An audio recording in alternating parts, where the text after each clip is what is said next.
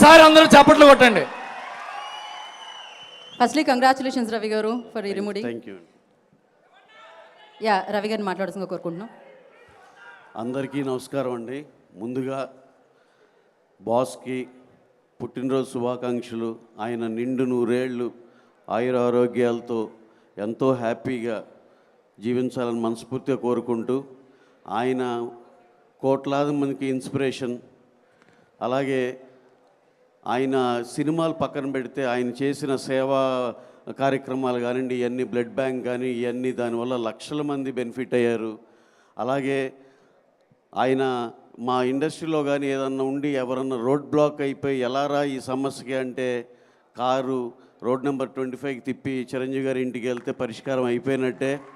అలాగే పర్సనల్గా మాకు 3-4 పెద్ద సహాయాలు. సార్ ఇలా ఇలా ఉంది సార్ పరిస్థితి అంటే అన్నీ అర్థం చేసుకుని నిమిషాల్లో సెటిల్ చేసేవాళ్ళు. అంత పెద్ద మనిషి.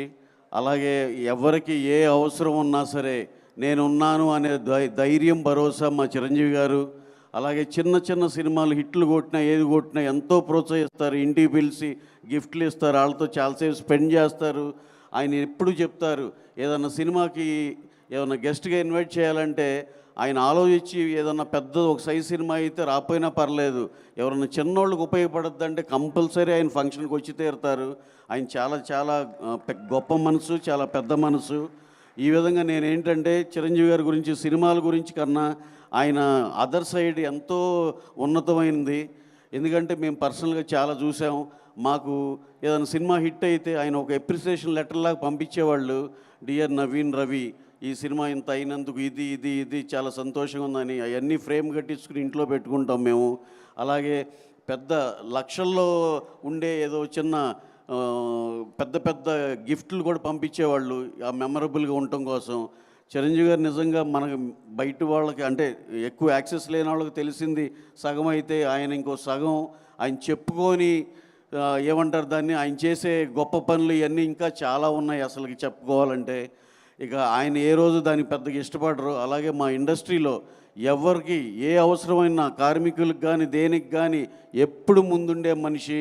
సార్ మీరు ఇలాగే అందరికీ కావాల్సిన వాళ్ళలాగా మీరు ఎప్పుడు అలాగే చిరస్థాయి నిలిచిపోవాలి సార్ అని చెప్పి మేము కూడా అందరం వీలైనంతవరకు అందరూ కూడా మీ యనమాల నుంచుని అందరికీ నలుగురికి 4 ఏమన్నా సహాయం చేయాల్సింది ఏమైనా ఉన్నా సరే అందరూ కాంట్రిబ్యూట్ చేస్తాం సార్.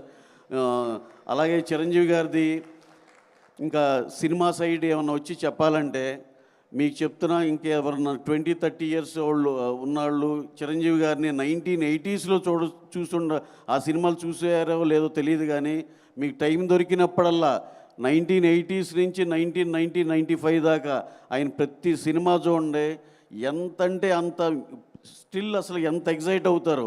ఎందుకు చెప్తున్నానంటే మేము చిన్నపిల్లలుగా ఉన్నప్పుడు మా ప్రీవియస్ స్టార్ సినిమాలు వాళ్ళు సినిమాల్లోకి వచ్చి 20 ఏళ్ళు 25 ఏళ్ళు అయినా చూస్తే అంత మళ్ళీ ఆ సినిమాలు చూస్తే అంత అనిపించదు, అరే ఏంటి ఇప్పుడు అంతా చేంజ్ అయిపోయిందని. కానీ చిరంజీవి గారు ఒక్కళ్ళే ఆ స్టారు. మీరు 80sలో సినిమాలు కానీ అభిలాష, చట్టానికి కళ్ళేవు, పున్నమి నాగు, విజేత ఎన్ని సినిమాలు ఉన్నాయండి, మగమహారాజు, అసలు ఖైదీ, అసలు అది కదా టర్నింగ్. అలాగే నాకు ఇప్పటికీ ఆశ్చర్యం, ఆయన ప్రాబ్లీ 1978లోనే ఎప్పుడో ఎంట్రీ ఇస్తే 1980కే పున్నమి నాగు, చట్టానికి కళ్ళు, పెద్ద ఇంట్లో రామయ్య, వీధిలో కృష్ణ సూపర్ డూపర్ హిట్లు కొట్టారు. 3 ఏళ్ళకి ఆయన పెద్ద స్టార్గా ఎస్టాబ్లిష్ అయ్యారు. కట్ చేస్తే 83 ఖైదీ వచ్చింది, మార్చేసిన సౌత్ ఇండియన్ బిగ్గెస్ట్ స్టార్. అంటే 78 నుంచి 5 ఏళ్ళలో ఇంత స్టార్డమ్ అసలు ఇంపాసిబుల్ అది. ప్లస్ ఇంకోటి చాలామంది చెప్పేది, ఆయన ఇచ్చినన్ని బ్లాక్ బస్టర్లు ఈ ఇండియన్ సాయిల్ మీద ఏ స్టారు ఇవ్వలేదు అనేది ఒక సత్యం.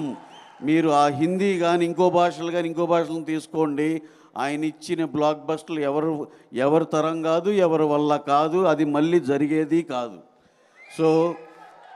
సో అలా మా చిరంజీవి గారికి నాకు ఈ చిన్న అవకాశం వచ్చి ఈ 4 ముక్కలన్నా షేర్ చేసుకున్నందుకు చాలా థ్యాంక్స్. ఎందుకంటే యనమాల అక్కడ మా బండ్ల గణేష్ అన్న ఉన్నారు, మీరందరూ ఎవరి కోసం ఎదురు చూస్తున్నారో తెలుసు.